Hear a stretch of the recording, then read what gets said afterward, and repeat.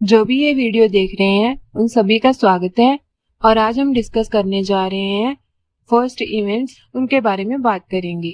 तो चलते हैं हमारे पहले क्वेश्चन की तरफ, जो है कौन सी पहली वुमेन चीफ मिनिस्टर बनी है जो पाकिस्तान का पंजाब एरिया है उसकी। ऑप्शंस हैं रहीला दुरानी, शहला रजा, मरियम नवाज, सुरैया बीबी। तो सही आंसर है मरियम नवाज। और ये सिर्फ पंजाब प्रोविंस की नहीं बल्कि पूरे पाकिस्तान में पहली वुमेन चीफ मिनिस्टर बनी है। सेकंड क्वेश्चन है कौन सी एशियन कंट्री ने वायलेंस एंड हरासमेंट कन्वेंशन, जो कि इंटरनेशनल लेबर ऑर्गेनाइजेशन के द्वारा अनाउंस की गई थी, उसे रेटिफाई किया है, उसे एक लीगल स्टेटस दिया है। ऑप्शंस हैं फिलीपींस, इंडोनेशिया, थाईलैंड, मलेशिया। सही आंसर है फिलीपींस। ऐसा करने वाली वो पहली एशियन कंट्री बन चुकी है। अब ये कन्वेंशन है क्या? इसका मेन पर्पस है कि जो वर्क प्लेस में वायलेंस होता है, जहां हरासमेंट होती है, उसको एड्रेस करना, उसे कैसे कम किया जा सके और जो वर्क एनवायरनमेंट है उसे सेफ बनाया जा सके। और इस कन्वेंशन को अडॉप्ट किया गया था जो इंटरनेशनल लेबर ऑर्गेनाइजेशन का 108th सेशन हुआ था जिनेवा में 2019 में। थर्ड क्वेश्चन है कौन सी कंट्री ने अपना पहला जो 5th जनरेशन एयरक्राफ्ट है उसे सक्सेसफुली टेस्ट किया है, जिसका नाम है कान। ऑप्शंस है इजराइल, तुर्की, ईरान, साउथ कोरिया। सही आंसर है तुर्की। और इससे पहले सिर्फ यूनाइटेड स्टेट्स, रशिया और चाइना के पास ही 5th generation fighter aircrafts present है। फोर्थ क्वेश्चन है कौन सी रेलवे जोन ने सिंधु गणपति, जो कि एक ट्रांस वुमन है, उन्हें as a travelling ticket examiner appoint किया है। ऐसा करने वाली वो पहली जोन बन चुकी है और ऐसी ट्रांस वुमेन जिनको ये अपॉइंटमेंट मिली है, ऐसा करने वाली वो भी पहली ट्रांस वुमेन बन चुकी हैं। तो सही आंसर है सॉदर्न रेलवे। फिफ्थ क्वेश्चन है ओडिसियस, जिसका निकनेम है ऑडी और IM-1 के नाम से भी इसे जाना जाता है, जिसे डेवलप किया है इंट्यूटिव मशीन्स जो कंपनी है उसने। इस स्पेसक्राफ्ट को लैंड किया गया है मून पर और ये ऐसा करने वाला पहला प्राइवेट सेक्टर का स्पेसक्राफ्ट है। ये किस कंट्री को बिलोंग करता है? तो सही आंसर है यूनाइटेड स्टेट्स ऑफ अमेरिका। इसे साउथ पोल के करीब लैंड किया गया है और ये यूएस की पहली सक्सेसफुल लैंडिंग है। इससे पहले जो लास्ट गया था वो 50 साल पहले गया था, नासा का अपोलो 17 मिशन, जिसे 1972 में लॉन्च किया गया था। और इसका मेन पर्पस क्या होगा कि जो इन्वायरमेंट होगा उसे असेस करना, ताकि जब नासा का मिशन जाए 2026 में, जिसमें क्रू भी प्रेजेंट होगा, तो उससे पहले ये वहां के वातावरण को पूरी तरह एग्जामिन कर सके। सिक्स्थ क्वेश्चन है वर्ल्ड की पहली जो वुडन सैटेलाइट जो कि लकड़ी से बनाई गई है, जिसका नाम है लिग्नोसैट, उसे जापान कौन सी स्पेस एजेंसी के साथ मिलकर लॉन्च करेगा? तो सही आंसर है नासा। नासा के साथ मिलकर इसे लॉन्च किया जाएगा। इसे डेवलप किया है क्योटो यूनिवर्सिटी के साइंटिस्ट ने, जो सुमिटोमो फॉरेस्ट्री है उसके साथ मिलकर, और इसमें मैग्नोलिया वुड यूज की गई है। इसे लॉन्च किया जाएगा स्पेसएक्स के रॉकेट पर, जो कि कैनेडी स्पेस सेंटर से लॉन्च किया जाएगा इंटरनेशनल स्पेस स्टेशन के लिए। और इसकी डायमेंशन सिर्फ 10 सेंटीमीटर है, लेंथ और ब्रेड्थ दोनों ही जस्ट 10 सेंटीमीटर। और इसका सबसे बड़ा जो एडवांटेज या फायदा ये है कि जब ये री एंटर करेगी अर्थ के एटमॉस्फेयर में, लकड़ी होगी तो सारी बर्न कर जाएगी। जब एटमॉस्फेयर में री एंटर करेगी तो कोई भी डेबरी वगैरह या मेटल रेजिड्यू नहीं बचेंगे। 7वां क्वेश्चन है, इंडिया का पहला स्पेस फ्लाइट मिशन जिसका नाम गगनयान है, जिसे 2025 में लॉन्च किया जाएगा, उसकी जो क्रू कैपेसिटी है वो कितनी है? तो इसका सही आंसर है 3। और 4 इंडियन एयरफोर्स के पायलट्स को फिलहाल ट्रेनिंग दी जा रही है, जिसमें है group captain P Balakrishnan Iyer, group captain Ajit Krishnan, group captain Angad Pratap, wing commander S Shukla.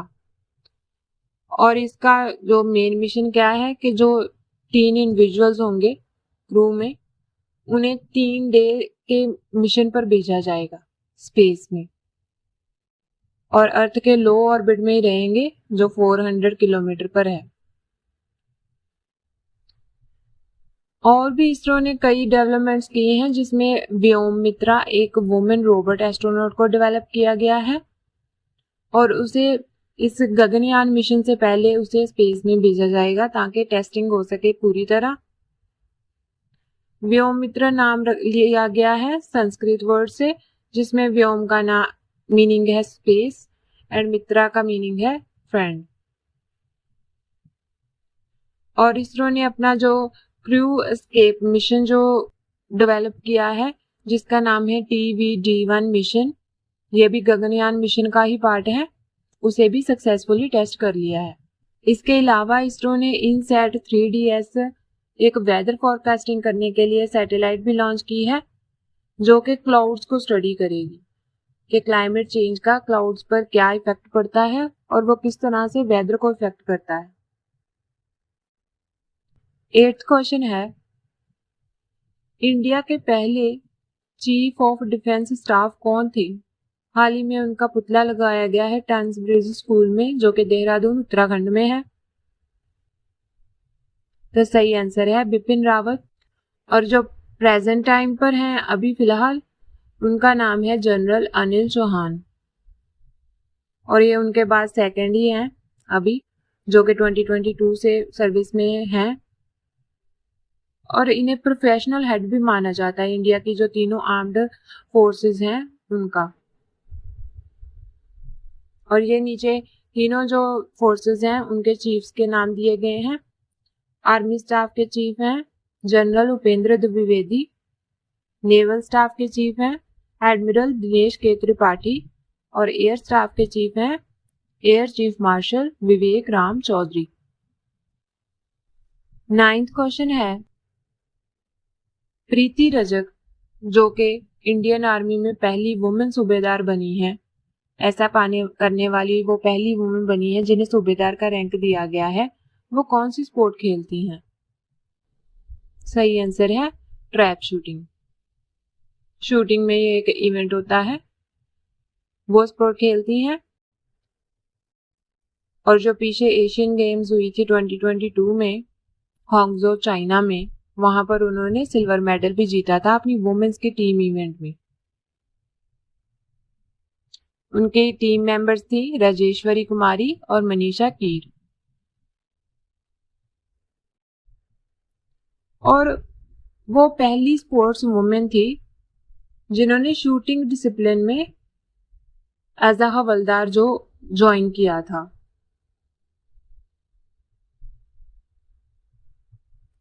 Tenth question है, इंडिया की तरफ से जो ओलंपिक टॉर्च होती है उसे कैरी करने के लिए किसे चूज किया गया है? जो ओलंपिक टॉर्च रिले होगी पेरिस में उसके लिए। सही आंसर है अभिनव बिंद्रा। ये हमारे सबसे पहले जो इंडिविजुअल ओलंपिक गोल्ड मेडलिस्ट रह चुके हैं। इन्होंने ये मेडल जीता था मेंस की 10 मीटर एयर राइफल इवेंट में शूटिंग की, और ये जीता था बीजिंग की 2008 की जो ओलंपिक्स हुई थी उसमें। और अब तक सिर्फ 2 ही इंडिविजुअल गोल्ड मेडलिस्ट हैं, जिसमें दूसरे हैं नीरज चोपड़ा जिन्होंने गोल्ड जीता है मेंस की जैवलिन थ्रो में टोक्यो 2020 में। ओलंपिक टॉर्च को पहली बार जो यूज किया गया था वो 1936 की बर्लिन समर ओलंपिक्स की गेम्स में यूज किया गया था, तब से ये ट्रेडिशन स्टार्ट हुआ है।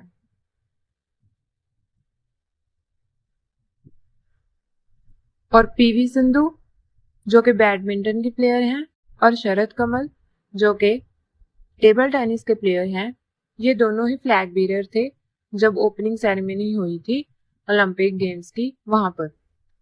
11वां क्वेश्चन है, वर्ल्ड बैंक की ग्लोबल एनवायरनमेंट फैसिलिटी में जो director of the independent evaluation office का टाइटल एज्यूम करने वाली किसी डेवलपिंग कंट्री से पहली वुमेन कौन बनी है?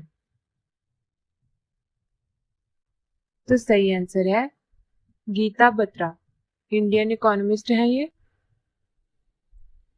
जो ग्लोबल एनवायरनमेंट फैसिलिटी है वो फंड्स प्रोवाइड करती है कंट्रीज को ताकि जो इन्वायरमेंट के रिलेटेड चैलेंजेस हैं उनसे डील किया जा सके, उन्हें टैकल किया जा सके, जिसमें क्लाइमेट चेंज, पोल्यूशन, ये सब प्रॉब्लम्स आती हैं। 12वां क्वेश्चन है, वर्ल्ड का सबसे पहला ऐसा एयरपोर्ट कौन सा है जो पूरी तरह से सोलर एनर्जी पर ही चलाया जाता है? सही आंसर है कोचीन इंटरनेशनल एयरपोर्ट जो कि इंडिया में है। और हाल ही में इसने कोलैबोरेशन की है भारत पेट्रोलियम कॉरपोरेशन लिमिटेड के साथ ताकि जो ग्रीन हाइड्रोजन प्लांट है वो भी वहां पर एस्टेब्लिश किया जा सके। ग्रीन हाइड्रोजन जो है वो बिल्कुल भी कार्बन फुटप्रिंट नहीं होता उसका, और इसे ये रिकॉग्निशन मिली है यूनाइटेड नेशंस के इन्वायरमेंट प्रोग्राम से कि ये एयरपोर्ट फुल्ली सोलर पावर्ड है। और इस एयरपोर्ट को पावर कहाँ से मिलती है?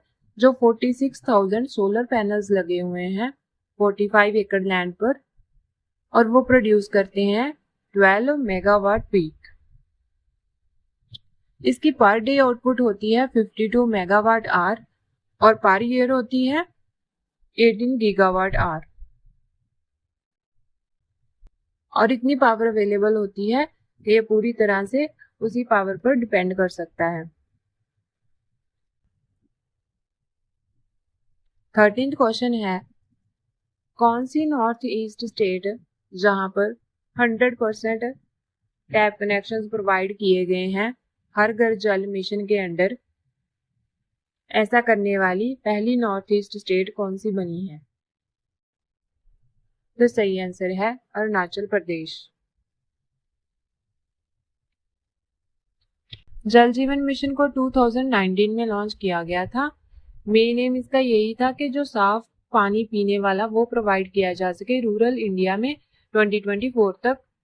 अरुणाचल प्रदेश ऐसा करने वाली पहली स्टेट बन चुकी है नॉर्थ ईस्ट में, और ओवरऑल पूरे इंडिया में देखा जाए तो ऐसा करने वाली 10th स्टेट है। सबसे पहली स्टेट जिसने ये अचीवमेंट अचीव की थी वो थी गोवा, जिसने 100% टैप वाटर कनेक्शंस प्रोवाइड किए थे स्टेट में। 14 क्वेश्चन है, कौन सी Indian state uniform civil code implement करने वाली पहली स्टेट बन गई है? सही आंसर है उत्तराखंड। उत्तराखंड ने हाल ही में बिल पास किया है और अब इसे लीगली इंप्लीमेंट किया जाएगा।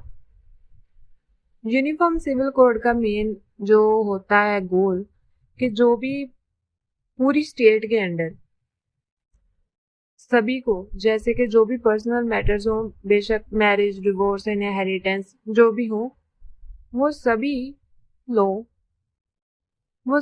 सब पर इक्वली अप्लाई होंगे। सबको एक तरह के लॉ से गवर्न किया जाएगा बिना किसी रिलीजियस एस्पेक्ट के।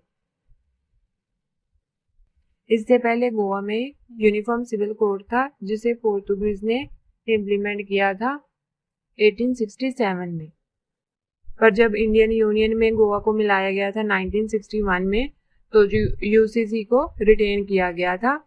और इंडियन कॉन्स्टिट्यूशन में भी आर्टिकल 44 है जो कि ये प्रोवाइड करता है कि जो स्टेट में यूनिफॉर्म सिविल कोड इम्प्लीमेंट किया जाना चाहिए। और वर्ल्ड में यूनिफॉर्म सिविल कोड इम्प्लीमेंट करने वाली सिर्फ 8 ही कंट्रीज हैं, जिसमें हैं यूएस, पाकिस्तान, बांग्लादेश, मलेशिया, तुर्की, Indonesia, Egypt and Ireland. 15th question है, इंडिया का जो यूपीआई है, ट्रांजैक्शंस करने के लिए हम इंस्टेंट पेमेंट जो प्लेटफॉर्म यूज़ करते हैं, उसे अडॉप्ट करने वाली पहली यूरोपियन कंट्री कौन सी है? तो सही आंसर है फ्रांस। और ये कुछ इंपॉर्टेंट फैक्ट्स हैं। पहली फीमेल पिच क्यूरेटर जो कि पिच को मॉनिटर करती हैं कि किसी ग्राउंड पर किस तरह की कंडीशंस हैं और किस तरह की पिच होनी चाहिए, उस पर सॉइल किस तरह की होनी चाहिए, ग्रास कितना होना चाहिए, ये सब जो मॉनिटर करते हैं, पिच को क्यूरेट करते हैं, ऐसा करने वाली पहली फीमेल पिच क्यूरेटर कौन है? जसिंथा कल्याण। नेक्स्ट है, सऊदी अरेबिया अपनी पहली लग्जरी ट्रेन लॉन्च करने की सोच रहा है जिसका नाम है ड्रीम ऑफ द डेजर्ट, और सबसे पहली एयर टैक्सी सर्विस जो प्रोवाइड की जाएगी उसकी प्लानिंग कर रहा है दुबई। इसे 2026 तक प्रोवाइड करने की प्लानिंग चल रही है। और बस इतनी इंपॉर्टेंट इवेंट्स हैं जो हुई हैं। अगर वीडियो अच्छी लगी हो तो इसे लाइक और चैनल को सब्सक्राइब कर दीजिएगा